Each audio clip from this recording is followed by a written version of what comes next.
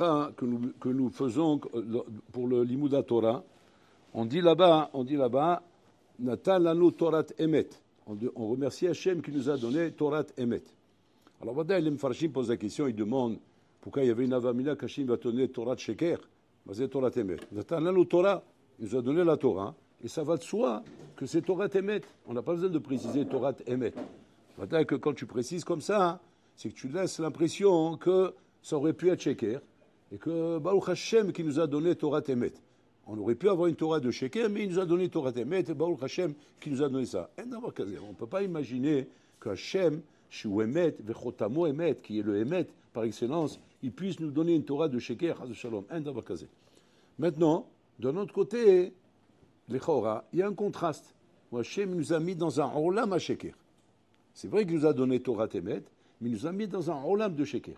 Et donc, par rapport à cela, les Farshim ils veulent dire que c'est pour ça que Chachamim on dit dans le Moussar Torah Emet. C'est-à-dire quoi? Si pour le Olam, effectivement, il était question de nous mettre dans un Olam comme le Olam Abba, qui est Olam Emet, il n'y a pas besoin de dire Torah Emet. On vit dans le Emet. Et quand on vit dans le Emet, il n'y a pas besoin de dire Torah Emet. Mais quand maintenant, je te descends, des mondes dont je te descends dans un Olam de Sheker, je descends dans un Olam de Sheker. Alors, la première question que l'homme va se poser, c'est quoi? Bon, Olam, comment tu veux que je m'en sorte dans un Olam de Sheker pareil? Un Olam ou Sheker, c'est Alma de Shikra. Alma de Shikra veut dire quoi? Pas un Olam où il y a du Emet et du Sheker. Il n'y a que du Sheker. C'est comme ça, l'homme ne peut pas s'en sortir, Bichlal.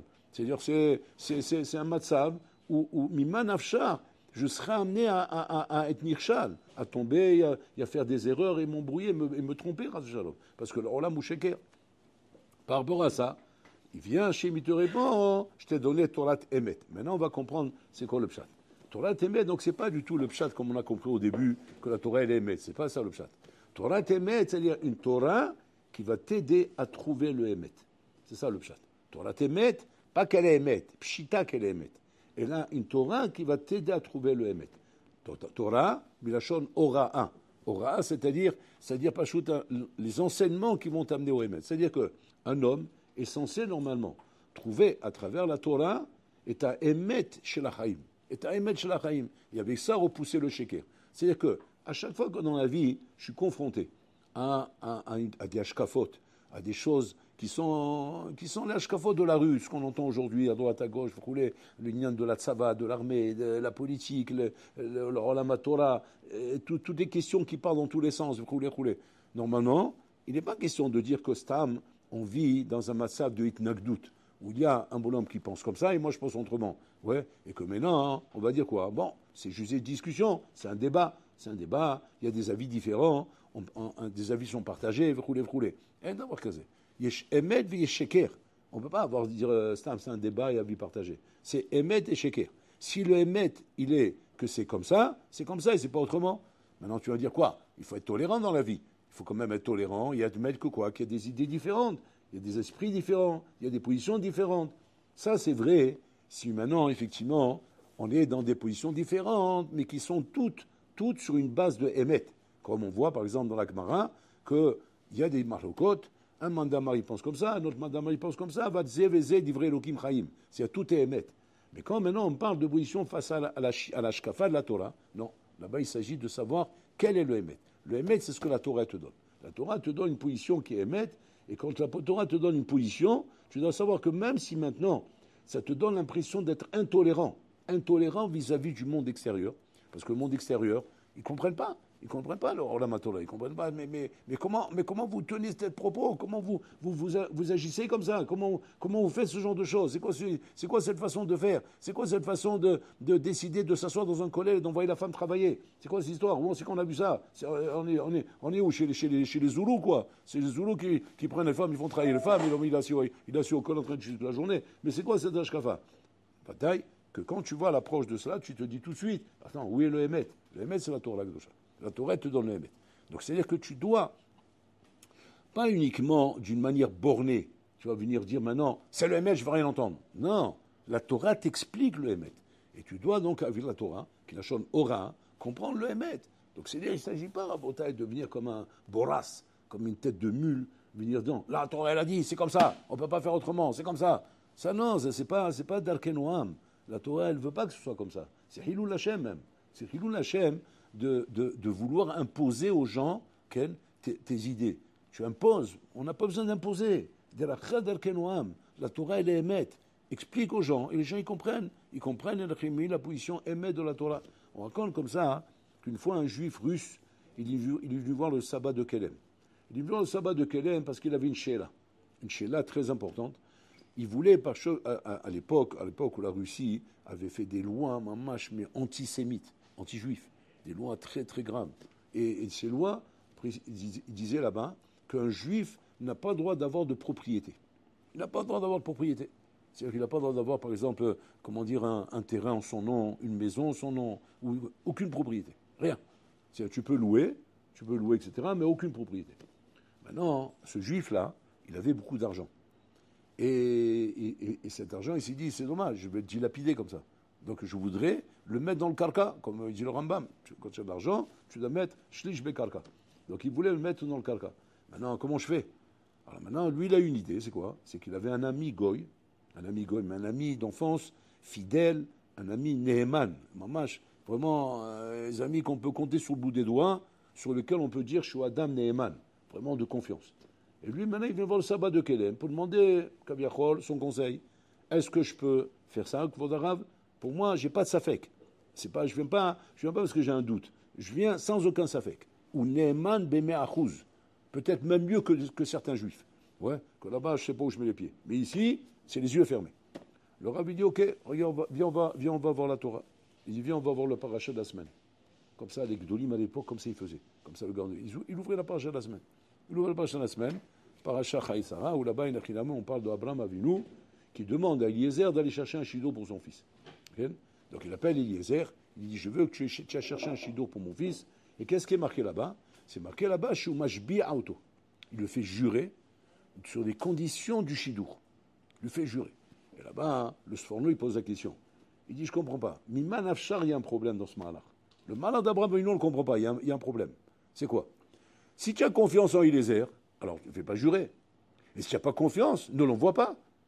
C'est comme si maintenant tu envoies un roublard, ouais, un malin. Tu dis, mais t'inquiète pas, il va jurer, et en faisant jurer, avec ça, je suis tranquille. Mais on n'envoie pas un malhonnête. Et jurer quoi? Tu fais jurer à qui? Au chat qui ne va pas manger la souris. Et il va te jurer, il va dire, ouais, t'inquiète pas, je ne la mange pas. Tu viens 2 minutes après, qu'est-ce qui te passe? Ouais, là, la souris. Je sais pas, elle a disparu. Je sais pas ce qui s'est passé. Mais tu as juré. Oui, j'ai juré, mais mais maintenant, je suis anous. Moi, je peux pas. Moi, c'est comme ça. C'est pas. Moi, j'ai juré, mais je suis anous. C'est-à-dire que tu peux pas faire confiance. Tu peux pas dire, je fais jurer quelqu'un, tu n'as pas confiance en lui. Si tu as confiance en lui, pourquoi tu fais jurer? Comme ça, il demande. Les Fachim, ils expliquent là-bas qu'Abraham Avinu Rabotai, même s'il avait confiance en Eliezer, mais il ne pouvait pas lui faire confiance pour le chidour de son fils. Maintenant, Belel Brira, parce qu'il était un nous, que lui-même ne pouvait pas voyager, alors il a utilisé cette confiance en ajoutant la shvoua pour dire que dans ces conditions-là, je peux lui faire confiance. Mais parce qu'il y a la shvoua. Mais sinon, un d'avoir casé. Donc ça veut dire que quoi?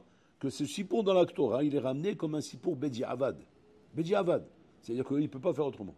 Alors on a écrit l'ami, et dans ce cas-là, on l'a permis. Mais en jouant. Sinon, non. Il dit, tu vois de là que quoi? Qu'on ne peut pas faire confiance à un goy. Un goy, il ne peut pas faire confiance. Et que si la Torah, il a fait ça, Abraham Avinu là-bas, c'est Belé de Brira. Donc je ne te conseille pas de faire confiance au goy, je ne te conseille pas d'acheter ce terrain et de mettre ce terrain en son nom. Il dit, mais vous inquiétez pas, vous ne comprenez pas. Il est Néhéman, il est fidèle. Même si je mets en son nom, demain, il me rendra tout. Il dit, non, c'est marqué d'après ce qu'on voit ici, il ne faut pas le faire. Maintenant, le bonhomme n'a pas écouté le Rav. Il n'a pas écouté. Il a dit, le Rav, il ne comprend pas le rapport que j'ai avec cet homme-là. Le Rav, il parle en général. En général, il a raison, le Rav. Mais là, le rapport que j'ai avec ce bonhomme-là, qui est un rapport hyper honnête, le Rav n'a pas conscience de quoi je parle. Mais les Maassé, qu'est-ce qui s'est passé? En fin de compte, il a acheté le terrain, et au moment voulu, le gars, il a renié tout. Il a tout renié, il a perdu tout son argent, le bonhomme. Ça, c'est ce qu'on appelle Da'at Torah, Rabotai. C'est Da'at Torah, c'est quoi? C'est que la Torah t'apprend une achinami, le Emet. Le Emet, comment il doit être dans ce monde. Et quand même si toi, tu ne comprends pas ce que la Torah te demande, on te dit comme ça, une achinami, tu fais pour l'instant, Naaseh venishma. On fait et après on comprendra. La chose qui doit constamment nous motiver, c'est de savoir qu'on est dans le Emet. On est dans le Emet, on n'a pas à avoir peur d'être quand on est dans le Emet. Où est-ce qu'on doit avoir peur dans la vie? C'est quand on n'est pas dans le Hémet, ou alors on a ça fait qu'on n'est pas dans le Hémet. Mais quand on est sûr qu'on est dans le Hémet, Rabotai, même si maintenant on ne comprend pas ce qui se passe, on ne comprend pas où on va, on est sûr qu'on est dans le Hémet, Rabotai, on n'a pas de spécole. Comme il dit Shlomo Ameler, il dit Hémet tikne val timkor. Achète le Hémet et ne le vends pas. Le Hémet, tu l'as acquis, c'est ça le Ikar, Rabotai. Maintenant, d'après ça, hein, on va comprendre, Rabotai, une mémora de Rabbi Meir Balanès. Rabbi Meir Balanès, il se vantait, il faut comprendre pourquoi. Il disait à tous ses chaverim, je suis capable de trouver 150 ta'amim pour être meta'er et tatamé. C'est-à-dire prendre quelque chose qui est tamé et vous prouver qu'il est taor. Et je défie que vous puissiez maintenant me casser mes ta'amim. C'est-à-dire des ta'amim al-pitora, il t'amène des ta'amim al-pitora, ouais, des svarot, des logiques, etc., qu'il a trouvé, qui pourraient prouver que le tamé est taor. Et les chachamim et les chinami n'arrivaient pas à casser. Ils n'arrivaient pas à casser les ta'anot de Rabbi Meir. Al-Kedeka, que Rabbi Meir, on l'a mis dans le groupe de Acher, de Acherim. Acherim Omrim. Quand on dit Acherim Omrim, il y avait Rabbi Meir à l'intérieur. Pourquoi? Parce que Kaviachol, il venait avec des questions, des fois, Shayou Matsikim et Arav. Mais le Rav, il n'arrivait pas à répondre. Il ne savait pas quoi répondre. Il y a Machlish Tatalmidim. Alors, par rapport à ça, on l'a mis dans le groupe de Acherim. Mais Rabbi Meir, il venait, il disait, et Nachilami, je suis capable, avec 150 ta'amim, vous prouver que ce qui est tamé est taor. Maintenant, les Maasé, on lui a posé la question à Rabbi Meir. Et si on ne trouve pas de quoi casser tes ta'amim, le tamé, il reste tamé ou il est taor? Il dit, Vadaï qu'il est tamé. Il dit, pourquoi? Il dit, c'est la takatou. Comme ça, il répond. C'est la takatou. Alors, il lui demande, c'est les maïnaf kamina. Les maïnaf kamina, tu viens nous raconter que tu as 150 ta'amim pour dire que c'est taor. Si de toute façon, toi-même, tu es d'accord que si on ne trouve pas de ta'amim pour dire que c'est tamé, alors on est d'accord que c'est Xela Takadou. Donc, mais les quatre là, c'est Xela Takadou. Je savais très bien. Donc, Maïnian, il dit pour vous apprendre que quoi? Hein, qu'un homme ne peut pas se fier à son sechel. Un homme doit se fier à la Torah. Et même si mon sechel, maintenant, était capable de trouver 150 ta'amim pour prouver que le tamé, il est à or, la Torah, te dit que c'est tamé. Donc, ça veut dire quoi? Ça veut dire que Albinatra Altisha'en. Tu n'as plus place sur ta bina. Tu n'as plus place sur ta bina, même si ta bina, elle est hyper sophistiquée, elle est hyper compétente. Fais attention, ne t'appuie pas sur ta bina. Pourquoi? Parce que si la Torah, elle te dit que c'est blanc, et toi, dans ta Zvara, tu dis que c'est noir, c'est que c'est blanc. Zalatakadouf, c'est blanc. Donc ça, c'est un yesod rachouv qui nous amène Rabbi Meir. Parce que l'erreur qu'on pourrait faire, sans souci pour Rabbi Meir, c'est de dire quoi? C'est de dire comme ça. Nachon, que la Torah, elle est émette. Mais elle est émette jusqu'à la limite de mon cerveau, jusqu'à la limite de mon sechel. Et là où mon sechel, clairement, il dit que c'est comme ça, ouais. Donc à ce moment-là, c'est à moi de comprendre intelligemment que je dois suivre mon cerveau, je dois suivre mes idées, parce qu'on ne m'a pas donné une intelligence pour rien. On ne m'a pas donné une intelligence pour me soumettre à quelque chose que je ne comprends pas. Sinon, à quoi me sert mon intelligence alors? Si je dois me soumettre à des choses que je ne comprends pas. C'est ça le chidouche, Rabotai. Le chidouche, c'est quoi? C'est que Nachon, on t'a donné une intelligence. Mais cette intelligence, elle est surtout là pour te soumettre à la Torah. Parce que pour se soumettre à la Torah, il faut être très intelligent. Contrairement à ce que les gens y croient. Les gens y croient, pour se mettre à la Torah, il suffit d'être bête. Le contraire. Si tu es bête, justement, tu feras tout le contraire à la Torah, tu ne pourras pas te soumettre à la Torah. Parce que tes midot ne te laisseront pas. Quand tu es intelligent, tu pourras te soumettre à la Torah. D'après ça, maintenant, il va falloir qu'on réponde à une question à Tsuma. La Gemara dit très souvent, Im yeshlanu zvara la malikra. Vous connaissez cette question de la Gemara. La Gemara demande, si maintenant j'ai une zvara, pourquoi j'ai besoin d'un pasouk? C'est contradictoire tout ce qu'on vient de dire. Comment ça, la malikra? Parce que justement, je ne peux pas me fier à la svara. Parce que peut-être que dans la svara, je vais me tromper. Donc j'ai besoin du pasouk. J'ai besoin de pasouk pour m'assurer que je ne me trompe pas. Mais il y a de dire que quand il y a une svara, la malikra. C'est la malikra. Mais sans le pasouk qui me dit que je ne me trompe pas, ou là il y a une to'eba, svara chéri. Comme on va avec Rabbi Meir. Rabbi Meir, il avait 150 svarot. On va dire la malikra. Voilà la preuve qu'il fallait le pasouk. C'est qu'il aurait dit que c'est taor sinon. Donc on ne comprend pas le mal ici. Et sur ça, il explique le Sforno comme ça. Il dit comme ça. Le pshat, c'est comme ça, il y a une grande différence entre Chokhmat Torah et Chokhmat Goïm. Il y a Chokhmat Torah et Chokhmat Goïm. Attention, Chokhmat Goïm, les Chachamim disent Chokhmat Bagoïm Ta'amin. C'est-à-dire que les Chachamim ne disent pas, non, ils se trompent, ils disent des bêtises. Non, ils se disent Chokhmat Bagoïm Ta'amin. Donc c'est-à-dire que la Chokhmat des Goïm, elle est fiable. Elle est fiable. Il ne faut pas être un idiot de dire c'est tous des Ahmar.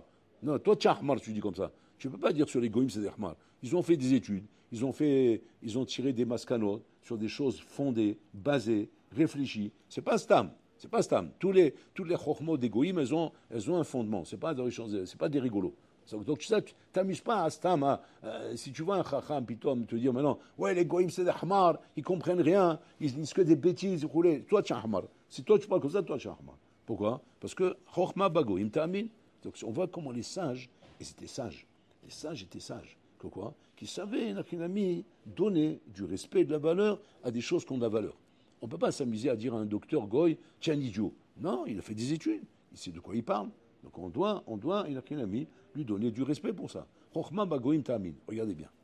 Maintenant, effectivement, quand on vient dire maintenant, Yeshli zvara la malikra, Yeshli zvara la malikra, de quel zvara on parle, Rabotai?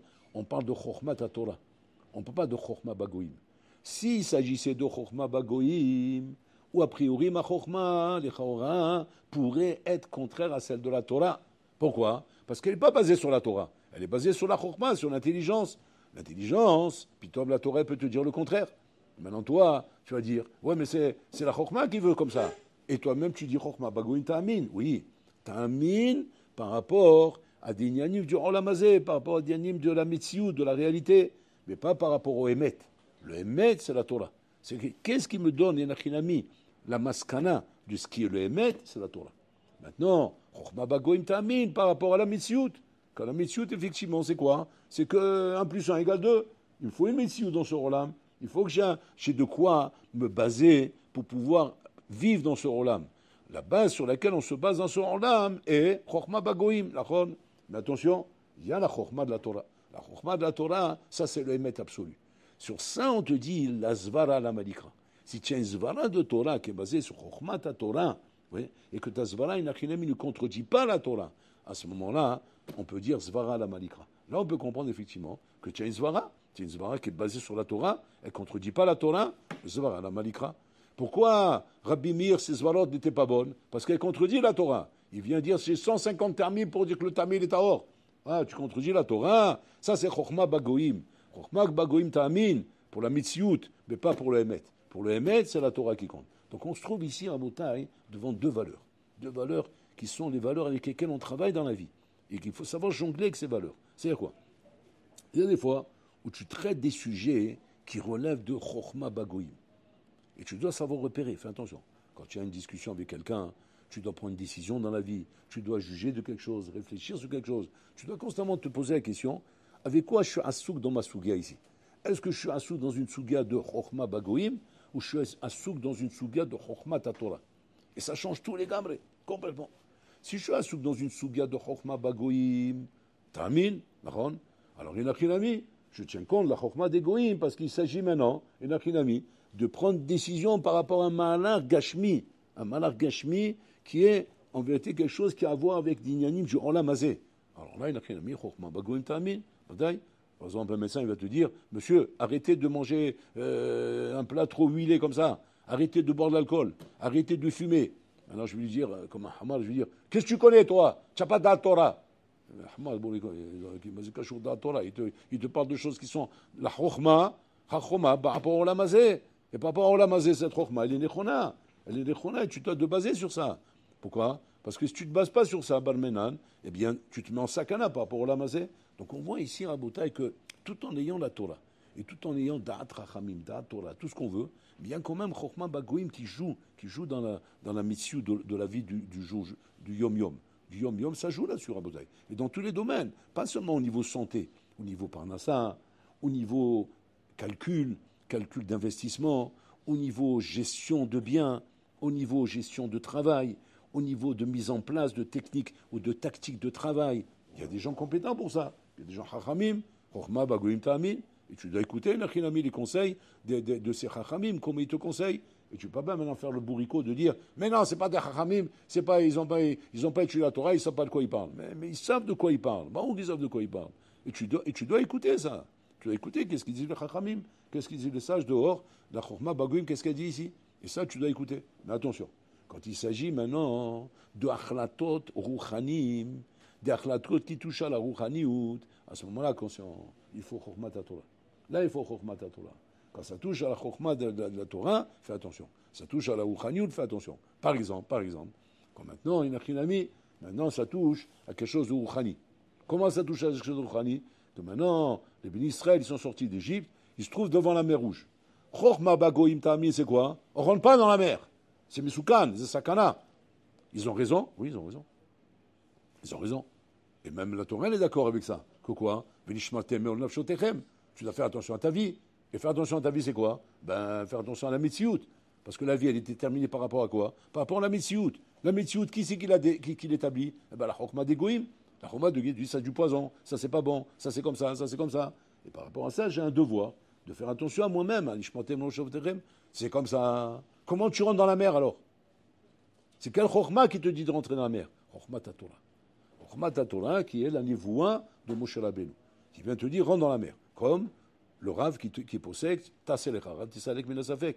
Donc on se trouve à Botaï des fois dans la vie, dans des situations où tu es face à un matzav où les gens dehors ne te comprennent pas. Ils ne te comprennent pas. Parce que dehors, qu'est-ce qui se passe malheureusement? À toutes les sauces, ils te mettent Chokhma Bagoïm. À toutes les sauces. Et donc, même quand il s'agit d'Achlatot ou Rouchanit, ils te mettent à la sauce là-bas, Chokhma Bagoïm. Et donc, ils ne comprennent pas ta décision, ils ne comprennent pas ta position. Alors ça, c'est la bataille, c'est là le Koshi. Le Koshi, il est là. Le Koshi, il est là. Qu'est-ce qu'on fait?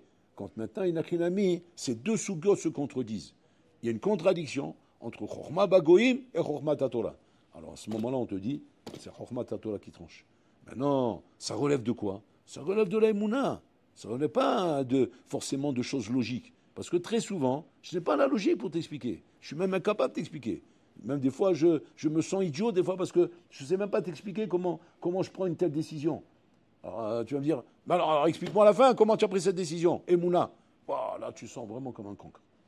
Emouna? Mais où est ton Sechel? Tu es un homme intelligent quand même. Il faut Sechel Shilra de dire maintenant que par rapport à Emouna, comment tu vas dire maintenant que ce peuple, Raboda, est un peuple de gens intelligents quand on suit la Torah, quand tu les vois tous rentrer dans la mer? Tu dis, mais ils sont fous. C'est un peuple de fous. C'est un peuple de fous. Ils sont tous rentrés maintenant dans la mer, hommes, femmes, enfants, vieillards, oui, avec les poussettes, etc., et les vieillards avec les chaises roulantes, tout ça, ils rentrent dans la mer. Mais qu'est-ce qu'ils s'imaginent? Ils s'imaginent qu'on peut vivre dans la mer. Pourquoi? C'est des poissons, ils vont vivre dans un aquarium ou quoi? On ne peut pas vivre là-bas dedans. Chokhma bagoïm ta'amin. Ça, c'est un exemple que je vous amène pour que vous compreniez que dans la vie, on est constamment partagé avec ces deux positions-là. Ces deux positions où des fois, on a des situations où la Chokhma bagoïm vient s'opposer à la Chokhma tatora.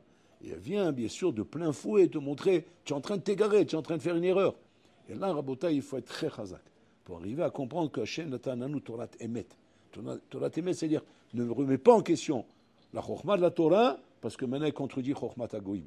Bien que Chokhma Tagoïm t'amine, mais donne-lui une marge à cette Chokhma. La Chokhma des Goïm, elle doit fonctionner, elle doit être respectée, mais jusqu'à une certaine limite. C'est quoi la limite? Chokhma Torah. Là où Chokhma Torah te dit, c'est comme ça, tu dois écouter. C'est comme ce suppôt qu'on a raconté. Ce bonhomme-là, il était dans le Safek à cause de quoi? À cause de Chokhma Bagoïm. Chokhma Bagoïm, je lui fais confiance à ce bonhomme. Je vais perdre tout mon argent. C'est pas dommage. Chaval, roulé. Il vient, Chokhma Torah, et tu dis non, ne fais pas ça. Maintenant, les Chora, il n'y a aucune logique dans ce qu'il lui dit le Rav. Aucune logique. La logique, elle est que quoi? Que dans la vie, on doit faire confiance. On ne peut pas dire maintenant, je ne fais pas confiance au Goïm. Alors comment tu montes dans un avion hein, et tu voyages d'un pied à l'autre en avion, alors c'est un goy qui est au volant de l'avion. Ouais, va savoir, il va se taper une bière là maintenant, il va commencer à sortir de la cabine et chanter la Marseillaise et maintenant on va tous sauter en l'air. Tu lui dis quoi? Mais Chokhma Bagoïm Tamil, mais Chokhma Bagoïm, il va savoir ce qu'il est capable de faire cet abruti là. C'est un goy, c'est pas, il n'y a pas de shlita sur ça. Non, Chokhma Bagoïm Tamil, c'est-à-dire quoi? Il y a des chazakot, il y a des drachim, il y a des inyanim. C'est-à-dire qu'on s'appuie sur des choses qui sont normales. Maintenant, là où pitom, il y a un litige, il y a un problème, et la Chokhma Torah, tu dis non, ne rentre pas là-dedans. Alors à ce moment-là, on doit écouter Chokhma Torah. Donc c'est-à-dire c'est très important en Botaï, ce moussag là de Chokhma Goïm et Chokhma Torah, pour savoir comment on se dirige dans la vie par rapport à tout ce qu'on voit autour de nous.